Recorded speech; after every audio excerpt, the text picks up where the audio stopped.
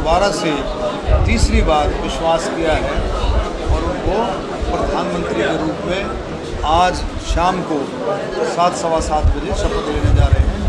पूरा देश बधाई का पात्र है।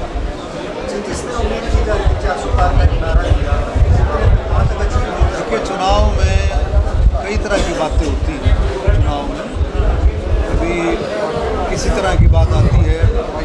एक चुनाव में एक ज़बरदस्त आ जाओ भाई, इधर आ जाओ आप, इधर आ जाओ, आके आ जाओ, कुर्सी दे दो। चुनाव में कई तरह की बातें आती हैं। एक ज़बरदस्त आपने देखा होगा कि संविधान बदल देंगे। 400 पार, अगर 400 पार सीट आ गई तो भारतीय जनता पार्टी संविधान बदल देगी, रिजर्वेशन के साथ छेड़छाड़ देगी। ऐसा कुछ नहीं। कल आपने देखा पूरे एनडीए के सभी घटक दलों ने संविधान के ऊपर फूल चढ़ाए। संविधान का कितना सम्मान प्रधानमंत्री नरेंद्र मोदी, भारतीय जनता पार्टी, एनडीए करता है, कल भी देखने को मिला और इससे पहले भी। कोई संविधान के साथ कोई छेड़छाड़ नहीं।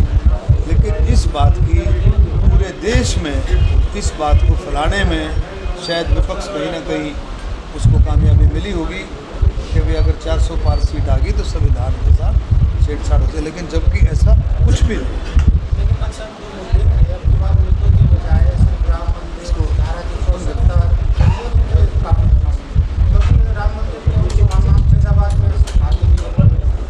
ऐसा है, सुनो, हार जीत जो है चुनाव का मुद्दा आपको भी सबको पता है। कई तरह के मुद्दे आते हैं, कई तरह की बातें आती हैं। कोई किसी तरह से समझ जाता है, कोई किसी तरह से।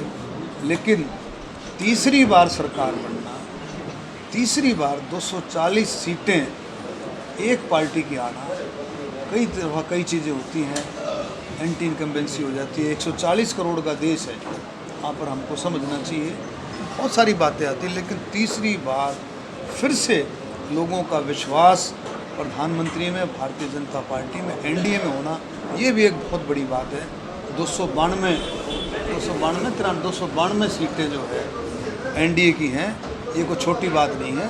और पूर्ण बहुमत से आज जो है प्रधानमंत्री मोदी जी शपथ लेंगे और उसके बाद सरकार चलेगी।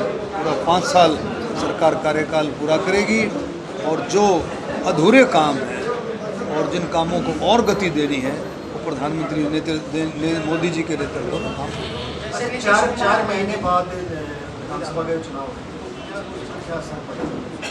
देखिए, इसके बाद जो है बाजोत होने के बाद जो सारी बातें हैं और विधानसभा की तैयारी तो भारतीय जनता पार्टी, मैंने कहा है, पहले दिन से इलेक्शन मोड में होती है और पूरी तैयारी के साथ जो है पार्टी लगेगी, जुटेगी। और तीसरी बार हरियाणा में भारतीय जनता पार्टी तीसरी बार हरियाणा में सरकार बनाएगी। केंद्र सरकार के मुद्दे अलग होते हैं, डिफरेंट हैं। और जब राज्य में इलेक्शन होता है तो मुद्दे डिफरेंट होते हैं। ये भी बात हमको जानना चाहिए। तो आपके क्या चुनाव, विधानसभा चुनाव? मेरे विधानसभा के चुनाव की, मेरा चुनाव जो है, हमने लोकसभा का चुनाव लड़ा। अभी कार्यकर्ताओं का हमने धन्यवाद दिया, सभी साथियों का। बहादुरगढ़ में मीटिंग की और रोहतक में हमारे संगठन मंत्री जी ने मीटिंग रखी तो वो मीटिंग अटेंड की, झज्जर में मीटिंग अटेंड की, अब रोहतक में। और कार्यकर्ताओं का मैंने तहे दिल से धन्यवाद किया। भाई 4.5 लाख से भी ज़्यादा वोट जो हमारे को मिले हैं उसमें मैंने सबका धन्यवाद किया और सब एकजुट होकर के लगे। हार जीत होती रहती है, उसमें कोई बात नहीं। तो इलेक्शन में देखो ऐसा है, जब एक बार चक्कर घूमता है तो सारा सिस्टम, उसमें कोई बात नहीं है। उसमें उतार चढ़ाव आते हैं और एकजुटता के साथ जो है और सिस्टम को जोड़ते हुए इन बातों को करेंगे। इनमें कई चीज़ें हैं, इलेक्शन के दौरान कई बातें हैं, उनका मैं क्या खुलासा करूं, कभी बैठेंगे खुलासा करेंगे। अब तो ये है कि भाई चुनाव हो गया है और हम सब मिल कर के आगे की विधानसभा की तैयारी में जुटे। और मुझे पूरी उम्मीद है कि आने वाले समय में जो है तीसरी बार हरियाणा में सरकार में जिस तरह से प्रत्याशी थे उन्होंने आरोप लगाया कि पार्टी मित्र कहा गया, क्या लोकसभा में कुछ इस तरह का देखने को मिला कि भाई कार्यकर्ता नेता काम नहीं करते नजर आए? देखिए, ऐसा है, एकदम मानोगे नहीं,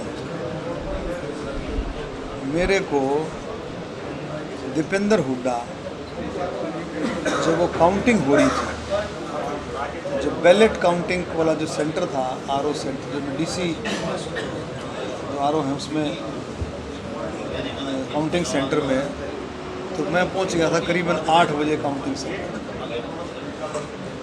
तो मेरे बाद जो है,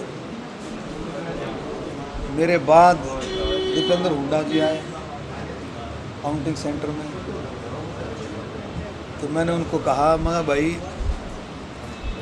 ये क्या ये सांस चढ़ा रहे हो, छक्का बोगस डाल रहे हो, ये भी क्या ये सांस चढ़ा रहे हो?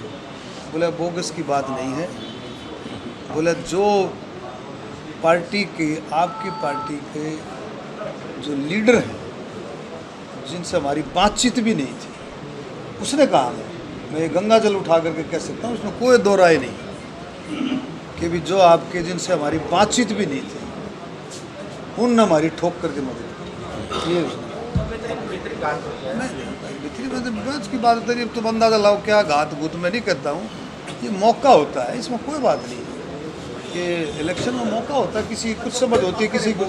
मैं तो ये कहता हूँ कि भाई ये चलता है। बोगस वोटिंग का मतलब क्या है? बोगस वोटिंग का मतलब ये नहीं है कि जैसे एक परिवार में 6 वोट हैं, 3 लोग बाहर रहते हैं, उन तीनों की भुगतान इसमें चलता है, इसमें ज़्यादा चल गया।